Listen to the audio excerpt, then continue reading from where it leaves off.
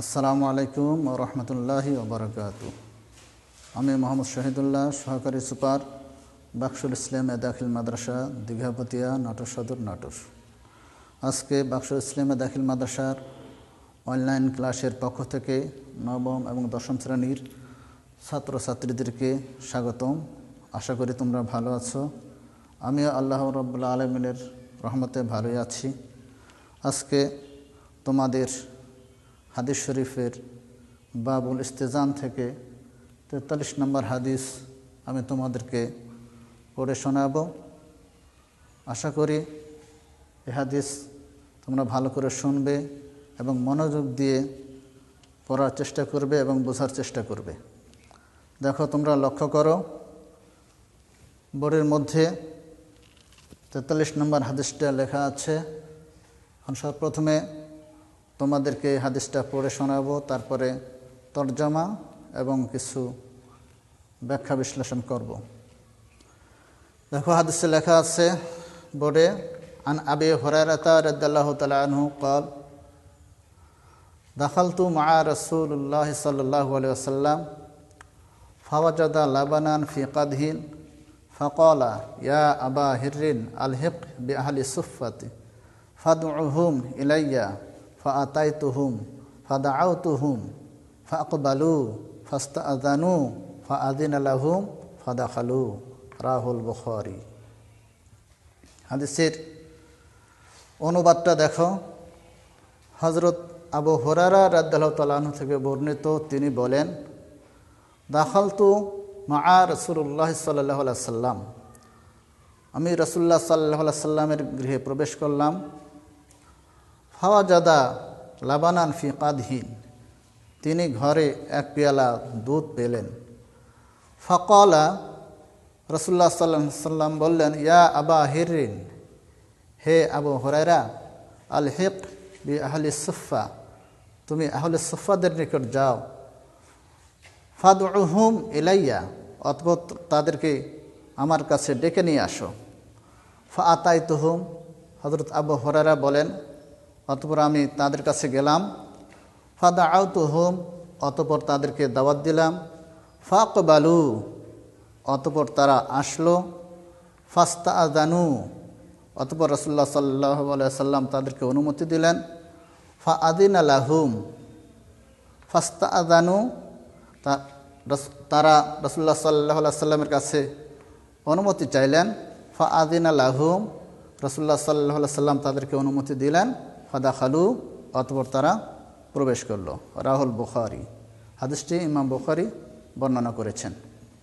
এই হাদিসের মধ্যে দেখো, হযরত আবু হুরায়রা রাদিয়াল্লাহু তাআলা আনহু রাসূলুল্লাহ সাল্লাল্লাহু আলাইহি ওয়াসাল্লামের দরবারে যখন গেলেন, তখন তিনি তার ঘরে দুধ ভর্তি একটা পেয়ালা পেলেন। আবু হুরায়রা রাদিয়াল্লাহু তাআলা আনহুকে রাসূলুল্লাহ সাল্লাল্লাহু আলাইহি ওয়াসাল্লাম বললেন, হে আবু হুরায়রা, তুমি আহলে সুফাদের নিকট যাও। আহলে সুফা হচ্ছে বারান্দার অধিবাসী। আহলুন শব্দের অর্থ হচ্ছে বারান্দা, আহলুন শব্দের অর্থ হচ্ছে অধিবাসী, আর সুফা শব্দের অর্থ হচ্ছে বারান্দা। অতএব আহলে সুফা শব্দের অর্থ হচ্ছে বারান্দার অধিবাসী। আসলে রাসূলুল্লাহ সাল্লাল্লাহু আলাইহি ওয়াসাল্লামের সময় যে সমস্ত গরিব সাহাবারা তাদের সব কিছু ত্যাগ করে দিন শিক্ষার জন্যে মসজিদে নববীর বারান্দায় অবস্থান করতেন, তাদেরকে আহলে সুফা বলা হয়। আর তাদের সংখ্যাটা ছিল 70 থেকে 80 জন। তা রাসূলুল্লাহ সাল্লাল্লাহু আলাইহি ওয়াসাল্লামের কাছে যখন কোনো হাদিয়া আসতো, রাসূলুল্লাহ সাল্লাল্লাহু আলাইহি ওয়াসাল্লাম আহলে সুফাদেরকে সেখান থেকে হাদিয়া দিতেন এবং তাদেরকে নিয়ে তিনি খাওয়া দাওয়ার ব্যবস্থা করতেন। তো রাসূলুল্লাহ সাল্লাল্লাহু আলাইহি ওয়াসাল্লামের কাছে যখন ঘরে এক পেয়ালা দুধ পেলেন, তখন রাসূলুল্লাহ সাল্লাল্লাহু আলাইহি ওয়াসাল্লাম আবু হুরায়রাকে ডেকে বললেন, হে আবু হুরায়রা, তুমি আহলে সুফাদের কাছে যাও এবং তাদেরকে দাওয়াত দাও। তখন আহলে সুফাদেরকে আবু হুরায়রা রাদিয়াল্লাহু তাআলা আনহু তাদেরকে দাওয়াত দিলেন। অতঃপর তারা রাসূলুল্লাহ সাল্লাল্লাহু আলাইহি ওয়াসাল্লামের কাছে আসলেন। আসার পরে তারা অনুমতি চাইলেন রাসূলুল্লাহ সাল্লাল্লাহু আলাইহি ওয়াসাল্লাম তাদেরকে অনুমতি দিলেন, তারপরে তারা তার ঘরে প্রবেশ করলেন। এই হাদিস থেকে আমরা বুঝতে পারি যে রাসূলুল্লাহ সাল্লাল্লাহু আলাইহি ওয়াসাল্লাম আসলে তিনি মানুষদেরকে এবং সাহাবাদেরকে তিনি সব সময় আমন্ত্রণ করতেন এবং অভাবী এবং অভাবগ্রস্ত দুঃখী যারা ছিল তাদেরকে তিনি সব সময় খাওয়ার ব্যবস্থা করতেন, যার প্রমাণ অত্র হাদিস থেকে আমরা পেয়ে থাকি যে রাসূলুল্লাহ সাল্লাল্লাহু আলাইহি ওয়াসাল্লামের ঘরে এক পেয়ালা দুধ থাকার পরেও তিনি আহলে সুফফাদেরকে দাওয়াত দিলেন এবং তাদেরকে সেইখান থেকে পান করালেন। তো অত্র হাদিসে আমরা আরও বুঝতে পারি যে কারো ঘরে প্রবেশের জন্য অনুমতির প্রয়োজন হয়। যদি অনুমতি দেয় তাহলেই সেখানে প্রবেশ করা যায়। কারণ রাসূলুল্লাহ সাল্লাল্লাহু আলাইহি ওয়াসাল্লাম আবু হুরায়রার মাধ্যমে আহলে সুফফাদেরকে ডাকার পরেও তারা এসে রাসূলুল্লাহ সাল্লাল্লাহু আলাইহি ওয়াসাল্লামের কাছে অনুমতি চাইলেন।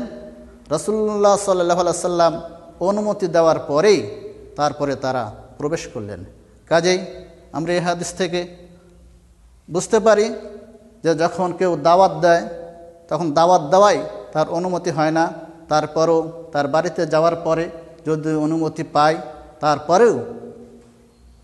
তারপরেই সেখানে যাওয়া যায়। কাজেই আমরা এই হাদিস থেকে যা বুঝতে পারলাম যে কারো ঘরে বা কারো দাওয়াতে যখন আহ্বান করে তখন তার আহ্বানে সাড়া দিয়ে তার অনুমতি পেলেই তারপরে তার ঘরে প্রবেশ করা যায়। কাজেই আমাদেরকে যখন কেউ দাওয়াত দেবে বা আহ্বান করবে তখন আমরা তার বাড়িতে গিয়ে আবার পুনরায় অনুমতি চাব এবং অনুমতি পেলেই তার ঘরে আমরা প্রবেশ করব। কাজেই তোমরা ছাত্রছাত্রীরা তোমরা অত্র হাদিস থেকে যা বুঝতে পারলে এ অনুপাতে আমল করার চেষ্টা করবে এবং নিজের জীবনে এটা প্রতিফলিত করবে। আশা করি তোমরা এই হাদিস বুঝতে পেরেছ এবং এ অনুপাতে আমল করবে এ আশা ব্যক্ত করে এবং এই করোনাকালীন অবস্থায় তোমাদের সুস্বাস্থ্য কামনা করে এবং স্বাস্থ্যবিধি মেনে চলে জীবন গঠন করবে এবং এই করোনা ভাইরাসের প্রাদুর্ভাব থেকে তোমরা দূরে থাকবে।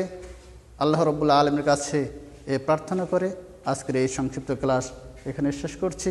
ওয়া আখিরু দাওয়ানা আলহামদুলিল্লাহি রাব্বিল আলামিন। আসসালামু আলাইকুম ওয়া রাহমাতুল্লাহি ওয়া বারাকাতুহু।